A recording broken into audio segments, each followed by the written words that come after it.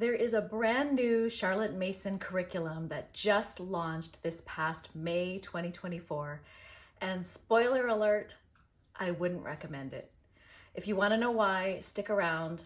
I hate doing this kind of a video, but I really found it necessary to share some very specific thoughts on this curriculum. So if you're interested, stick around.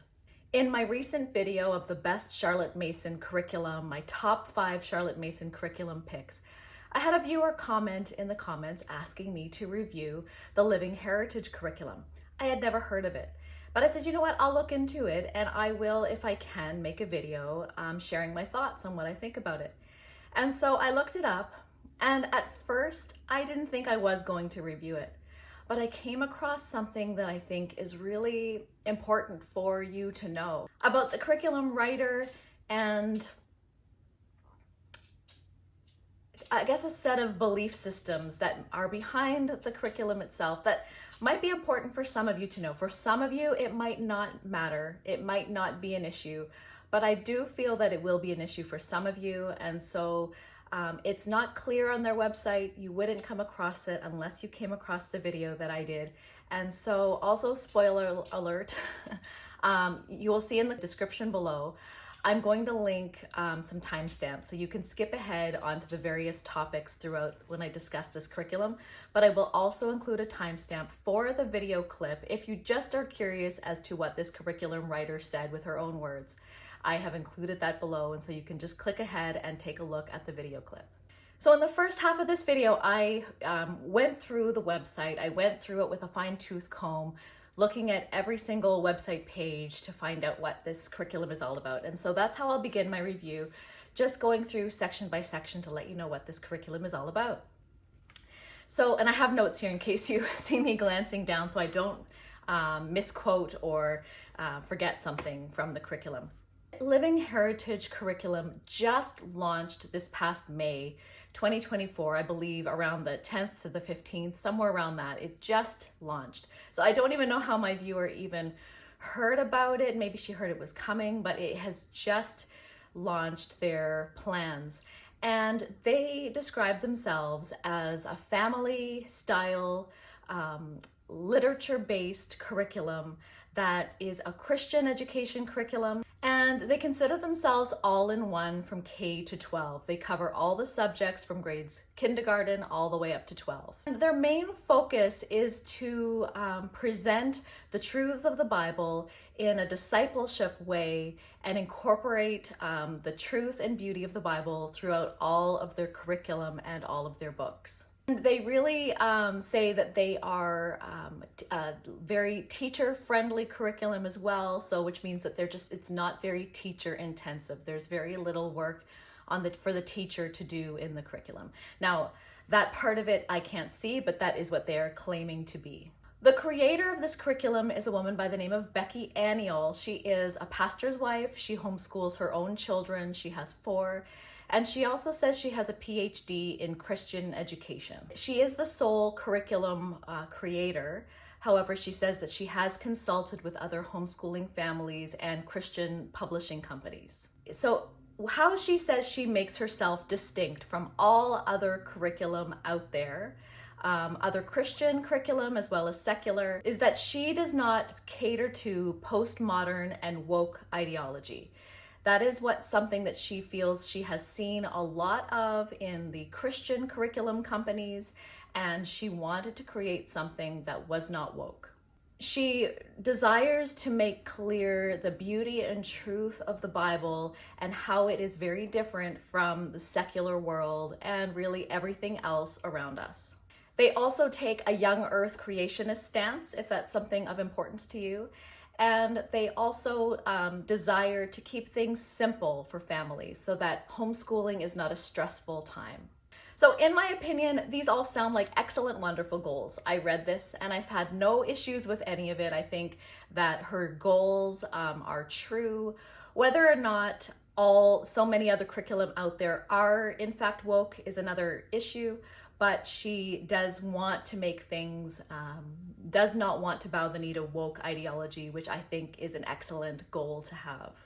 Now, what's included in her curriculum And I wanted to kind of point this out, is that I did describe her, and my thumbnail also says that it is a Charlotte Mason curriculum, because it is a Charlotte Mason curriculum. But nowhere on their website and nowhere in any of her sources does she claim to be Charlotte Mason. In fact, she wants to make herself distinct from Charlotte Mason and from classical and traditional and every other style out there. She believes she has developed something unique and original. So in saying that, all of their books are living books. So if you are familiar with Charlotte Mason, everything that I'm going to list from here on out is a Charlotte Mason approach to homeschooling. Charlotte Mason really coined all of these things, and to identify yourself as something other than Charlotte Mason is quite misleading, in my opinion. So they read living books in this curriculum, and then I just made a list of all the living book publishing companies that she endorses. Living Book Press, Yesterday's Classics, Beautiful Feet Books, and Purple House Books. I'm not familiar with all of those publishing companies, but I do know when I looked at her book list that the book lists are good. And on the other one was, Bethlehem Books. I haven't heard of that one either. So they are good books. Her book list are very solid, good, great classics, the great books, and there's nothing wrong with them. But I just kind of wanted to find it interesting to be reading these books that are typically Charlotte Mason style of learning. So in their scope and sequence as well, they call it a scope and sequence. And it's really essentially the schedule that each grade will follow. And each grade progresses incrementally through the difficulties of each level in a similar way that any Charlotte Mason curriculum would. Not only that, is that all the subjects that she lists in the scope and sequence are Charlotte Mason subjects and tasks and things that they would have to learn and do. So she includes Bible reading and a devotional time, church history, catechism, history cycles and streams, with 4 streams being learned concurrently in the groups. 4 streams of history being learned concurrently for groups 2 and 3. So group 1 would learn one type of history, and it's hard to define, but this is also a Charlotte Mason thing. I won't get into that now. Folk tales, poetry, classic literature, and Shakespeare will be their literature options. Language arts is comprised of narration, recitation, copywork, penmanship, and grammar and composition begin in their second level, which she calls group 2. Modern language, there are various options. One interesting thing they add, which is interesting, is the Koine Greek, beginning in group 2. They also have art study and art history in the high school years, music study, which will include folk songs and hymns, handicrafts, Swedish drill, there's geography, they have math, and they follow Charlotte Mason's style of teaching math, specifically through simply Charlotte Mason's arithmetic. And then they also follow the same scheme of mathematics, where they would go through arithmetic, practical geometry, pre-algebra, algebra, and so on, which is the way that Charlotte Mason approaches math. In science, they also follow Charlotte Mason's approach to math, where in the early years, they will be doing nature study, where they'll study animals and plants and natural history, and then they will slowly progress on to the other sciences like chemistry, earth science, biology, physics, and so on.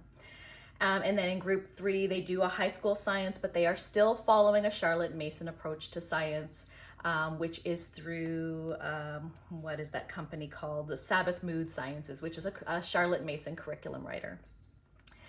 Now, when you look at the book lists, and I'll just kind of quickly scroll through as I'm talking here, they are all essentially taken from several curriculum writers, mostly Charlotte Mason, but even some classical. It borrows from Simply Charlotte Mason, The Well-Trained Mind, Sabbath Mood Science Guides, Master Books, Michael Clay Thompson for Language Arts, and has a similar reading list as all other Charlotte Mason curriculum companies. In fact, The Alveary has many of these books. Ambleside Online has many of these books, and I've seen these books with Simply Charlotte Mason and really all the other books. The books, for the most part, are excellent choices, and they do lean more to the older classics and the literature picks. I did, however, notice that many of the books are assigned at a much later grade than other Charlotte Mason curriculum options. For example, Plutarch is started in high school, where in other Charlotte Mason curriculums, it's begun in the upper elementary or middle school grades. And also Shakespeare is begun in high school as well in the Living Heritage curriculum, while Shakespeare plays are read beginning in grade 4 for most other Charlotte Mason curriculum. Also, I didn't find their high school science options as rigorous, in my opinion, in comparison with other curriculum companies, although she is in line with a lot of Charlotte Mason curriculum in that sense. So she has 2 plans. She has the basic weekly plan and the premium daily plan. The basic weekly plan is essentially a Google Doc that in a table lists out all the page numbers that you should read weekly. That is all. That plan is, and the book lists. So you're buying the plan, but the books are all separate. If you're not familiar with Charlotte Mason, again, living books are never included. You do have to buy those. So you're buying this Google Doc with all of the lists of books you should read and their page numbers. This is $99 ordinarily, but for this year, because it's the beta launch, they are giving it at 40% off, which I believe would make it $59.99. So that is what the basic plan is. And the basic plan will also come with something they call together time plans, which is just a morning time plan. She calls it a worship time, where she will have passages of scripture to read, hymns to sing, and things like that. Then the premium plan is the same books, the same weekly lessons. However, there is a bit more added to the lesson plan, which essentially, she says, is just guided questions to help your students with their narration after you read the passages. She also says that she will include some assignments along with that, like some writing assignments or composition to write, maybe a written narration and things like that. But it really is also still a Google Doc with the weekly readings, the daily readings, and then some guided questions for narrations. They also are including, so in the basic and premium plan, I also forgot to mention, it's designed to be for 30 weeks. So it's 30 weeks of lessons and then 6 to 6+ weeks of what they call festival weeks. The festival weeks is instead of doing the other lessons, so you would drop all your other lessons for these festival weeks and you will just be focusing in on Christian festival times, like Thanksgiving, Advent, the Passion Week, and they also celebrate Reformation Day. And so in this guide, they include a doxology, scripture reading, scripture memorization, prayer, hymn, poetry, and a literature selection.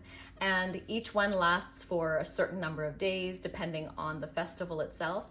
And those will take the place of regular school days. So there'd be 30 regular school days of all the subjects and 6+ weeks of festival guides. That is something that's a little bit different. I do know that the CMAC does something similar, and a few other Charlotte Mason curriculum do include times for celebrating festivals, but it's not across the board something that is in all the Charlotte Mason curriculum. Also in the premium plan, they are going to provide courses for the parents where they are going to help you teach the subjects, and that is because it is Charlotte Mason, although they don't claim to be Charlotte Mason, to teach you Charlotte Mason's methods for teaching the subjects. And they also will include a course for a foundation in biblical educational philosophy for parents, and just courses on how to make your homeschool day run smoothly. I have not yet come across a Charlotte Mason curriculum that doesn't supply you resources to help you out as a homeschooling teacher. But along with that, that's included in their premium plan. So their premium plan is $199. And again, if you purchase it this year, the beta year, it will be 40% off. They also will be on Google Docs. So they are just Google documents that you will print off. Their history, like Charlotte Mason curriculums, are in 4 cycles where you would go through ancient to Middle Ages to pre-modern and then postmodern. And you're studying each of those phases. You're doing it together as a family. You will purchase one of those history cycles and do it all together as a family. And each one would provide the guides for each grade that you are using. And instead of calling them forms or years, which is how most other Charlotte Mason curriculum companies do it, and Charlotte Mason herself referred to them as forms, she decides to call them groups in order to be distinct. Group 1 is grades 1 to 4, Group 2 is grades 5 to 8, and Group 3 is grade 9 to 12. And so they progress through those stages, and some subjects can be done where you can put more than one group together, and some of them are by individual grade. And of course, things like math and language arts would be done as an individual grade. So my thoughts, that's basically it. I think I kind of might have jumped over a little bit, a few things, then I kind of went back and forth a little bit. I had a list and I wasn't really looking at it. They are not claiming to be Charlotte Mason. Nowhere on their website does it say that they are Charlotte Mason. Nowhere does it mention Charlotte Mason philosophy. In one section of their website where they define what a living book is, so they go through the definition of what a living book is, they reference to Charlotte Mason podcasts. They essentially say that even though these Charlotte Mason podcasts define living books as this, any homeschool could really participate in reading living books. It's not just a Charlotte Mason thing, essentially in those words, and I'm ad-libbing because I lost the part where I wrote that down. I think they possibly don't want to categorize themselves as Charlotte Mason. I'm only guessing here because she hasn't said why she's not calling herself Charlotte Mason, yet everything is very identical to Charlotte Mason.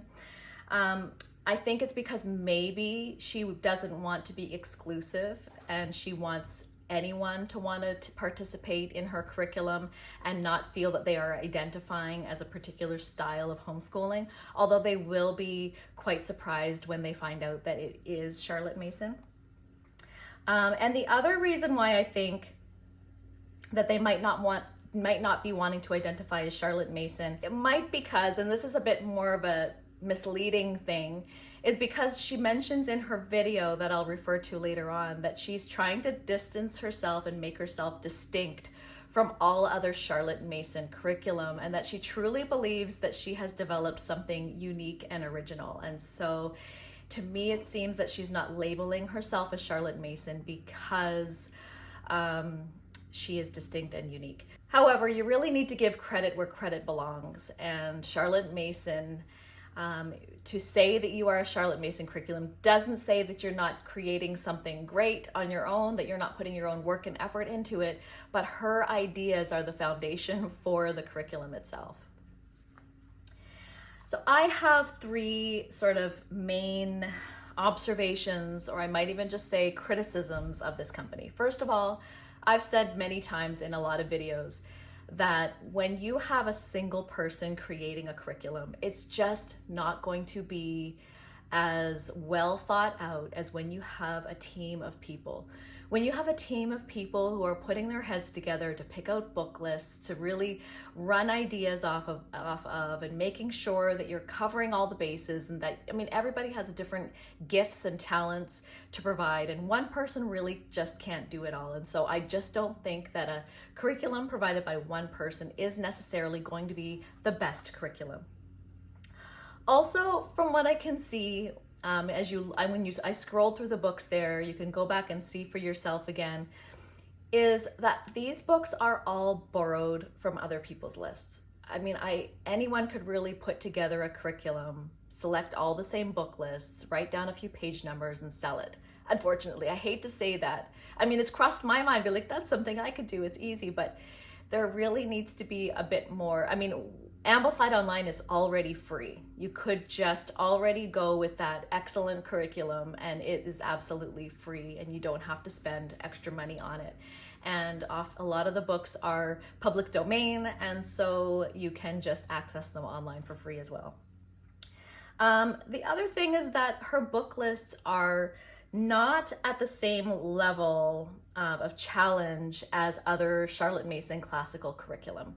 Like I said, Plutarch is not taught until high school, and Shakespeare is not taught until high school. In the public school system, they don't teach Shakespeare until high school. But my experience this past year, my kindergarten and grade 4 student did Shakespeare, and they really tracked along with it really well. We had a whole class from kindergarten up to 13-year-olds. We did Shakespeare together. We acted it out in a play afterwards, and they all got it, and you don't have to wait until high school. So I just find that some of the books in the order that she's chosen them are not quite in the same rigorous book list, the same rigorous order that other Charlotte Mason curriculum have them in. So my review was going to end here. And then I decided to click on the video that they have on their own website, a Q&A about their curriculum. I'm like, well, let me just make sure I'm not missing anything, because really all someone's information should be found on the website. You shouldn't have to then go to extra sources to find out more about them. That would be a great website, is when you have everything there for them and all their questions are being answered. But I clicked on the video, I watched it, it was about an hour long, and I did have a significant concern from this video. So in this Q&A, she attempts to answer the questions, what makes Living Heritage distinct from all other Christian homeschooling curriculum out there? And she's attempting to make herself distinct from traditional, distinct from Charlotte Mason, and from classical education. She believes she is distinct and unique and has some original parts to her curriculum. Before I get into the main problem I have with her views, I wanted to address a few other things, a few other misconceptions she has about her own views and about her curriculum and other curriculum out there. So in the video, she claims that Living Heritage history cycle is unique, that she is not aware that any other curriculum out there does this type of history, where she has 4 periods of history that they cycle through, and, well, to put it bluntly, all other Charlotte Mason and classical curriculum do history this way. In fact, I first did classical, and then we went to hit Charlotte Mason, and they all cycle through 4 periods of history. But she has said in this video that she is unique and that she's not aware that any other curriculum out there cycles through 4 periods of history. She also says that she is distinct from Charlotte Mason curriculum in the way that she does art study. She states that Charlotte Mason curriculum only studies images of Christ, whereas Living Heritage will not be studying any images of Christ, which I find strange because she really wants to make the Christian approach to her curriculum very defined and clear. I may have studied 1 or 2 images of Christ in our Charlotte Mason journey so far, but they were few and far between, and we really studied Monet and Seurat and so many other things that had no images of Christ in them. Not that that's a bad thing, but I just find it so strange that that's one of her major points, that she wanted to make herself distinct from Charlotte Mason. She also claims that she has been the first to create an Americanized Charlotte Mason style curriculum. Yet they're not Charlotte Mason, but it's an Americanized version of it, where she said all Charlotte Mason curriculum follow a British tradition and British terminology. She goes on to say that this British influence and terminology doesn't, and she says, quote, click with American brains. By this particular statement, she seems to be admitting that they are a Charlotte Mason curriculum, only Americanized. Yet she continues to claim that they are distinct and they do not include the word Charlotte Mason anywhere in their curriculum to define who they are. And finally, this is the part which gets into the video clip that I think is really important for viewers to watch. She claims that many other Charlotte Mason curriculum out there are now bowing the knee to woke ideology. When you say the words many other, that really is referring to the majority of them out there. And there aren't that many of them out there.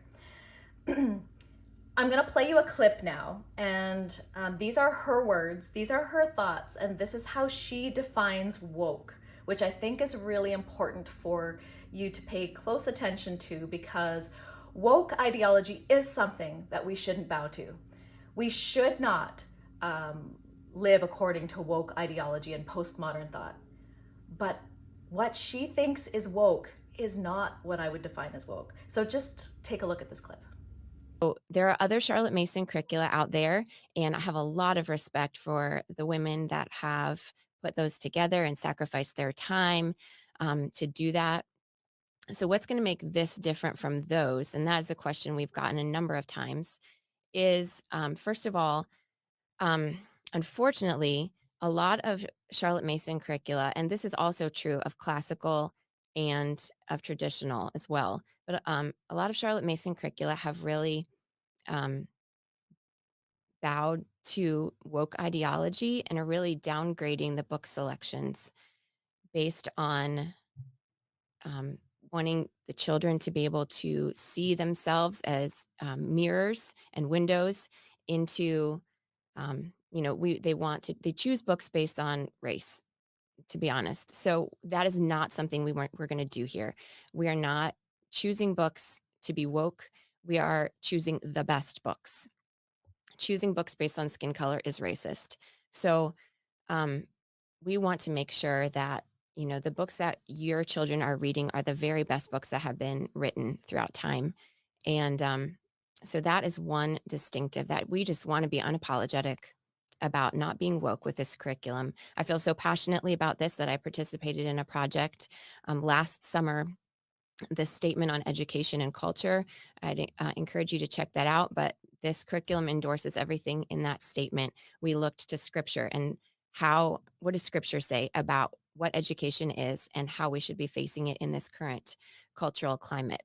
Now, you may be wondering, why did I include this clip? I included the clip because I personally believe if I would have said something that I feel is quite incriminating like that, I would eventually take the video clip down. And I'm including it in my video only because, and I don't like to be this kind of a person, but I think that people need to know that this is where her mindset is. Now, people are able to change, and she may have misspoke, but these are her words, and I think it's important for people to know that this is what the foundation of this curriculum is based on. In the very least, I found her comments concerning. To give her the benefit of the doubt, she may have misspoke. She may not have meant that books of race in general are racist, but rather choosing books about race over quality books just in order to please certain groups of people might be racist. That might be what she meant. Although just defining books of race as being racist really is racist in itself, I think, unfortunately. But even if that's what she meant, even if she meant choosing books of race over the great books so that you don't hurt other people's feelings, I even find that problematic. And here's why. We don't know what we don't know until we know about them. And that's gonna sound a little strange, but what I mean by that is, if we don't know what's happening with other races, with other cultures, with other peoples, how do we know about it? How do we find out what they have experienced? Unless we find out about them by reading things like books that they have personally written about. I know that in the public school system right now, a lot of parents are in an uproar because they don't want their children being taught about racism. But there's a difference. Teaching our children that racism is real, that it has happened in our history and does still happen today is important. But teaching them that we are all subconsciously racist because we are not, we are a certain skin color and everyone else that are a minority are oppressed, that is not what we want to be teaching our children. That is not a truth. That is not the truth. That is what woke is. The woke ideology is grounded in what we call the critical race theory. And the critical race theory really wants to blur all the lines of what truth is. Truth is subjective. Truth is whatever you want it to be. And they define everybody as the oppressed and the oppressors. And if you are white, you are an oppressor. And if you are anything but white, or a minority in sex or gender or income, then you are the oppressed. But that is not truth. And that is not how we choose to define ourselves. And we don't have to define ourselves that way. Instead, we need to define ourselves as all one race, the human race. But we do need to heal the hurts that have happened in our history. And we need to prevent future hurts by learning about other people, by embracing their differences, by not just saying, no, there's no such thing as, racism. We can't erase racism. And I feel that this statement is an attempt to just not want to introduce the idea at all. It's almost an arrogance or a pride that wants to say, no, yes, in our history, people have been racist, but we don't need to read about it now. We don't need to include books of color in our curriculum because we don't need to do that. I'm not a racist. But racism even happens today. I am of mixed race, and I experienced racism when I was a child, and I want my children to grow up in a future with the hope of never experiencing any kind of racism. My children are also mixed race, and it's something that even subtly can still happen, but that is not woke. That is not woke ideology. That is something that is right and good. And so reading about, we recently read a book about Matthew Henson. It was a book that was on the Alveary's book list, and I have a feeling that this is one of the curriculums that she might be targeting. It was a wonderful book called Onward about Matthew Henson. And he was an African American who was part of an expedition, who discovered the North Pole and mapped the North Pole. Without his contributions, without his expertise and help, they never would have done it. But instead, someone else got all the credit. And reading a book like this helps to heal, helps to bring people together, helps us to have a better idea and understanding about what's happened in our history and how we can prevent it from continuing to happen or ever happen again. She goes on to say in her quote that she will never include books like this. They are choosing the best books, and she would rather choose the best books than books based on skin color, and she will be non-apologetic about it. So first of all, I am very familiar with many, if not all, of the Charlotte Mason curriculum out there. I've made it a point to research all of them before I even started Charlotte Mason. And I have yet to have found anything woke in any of their curriculum. When I first discovered the Alveary, I even at first said, well, there's an awful lot of books about lots of, people of color, are there other perspectives as well? That was my first thought, to be honest with you. But when I began to look into it further, when I began to read them, I saw that it was a beautiful thing that they were doing. And I so appreciate the Alveary for taking the extra work and effort to include all the people in our society together to be celebrated. That is not woke.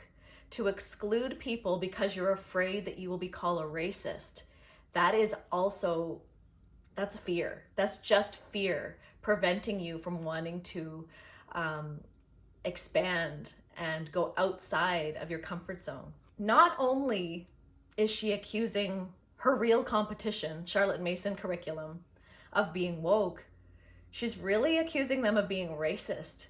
And I think that's a big accusation that you cannot just take lightly in a Q&A video on your website to define how you are distinct, but really not distinct from all other curriculum out there.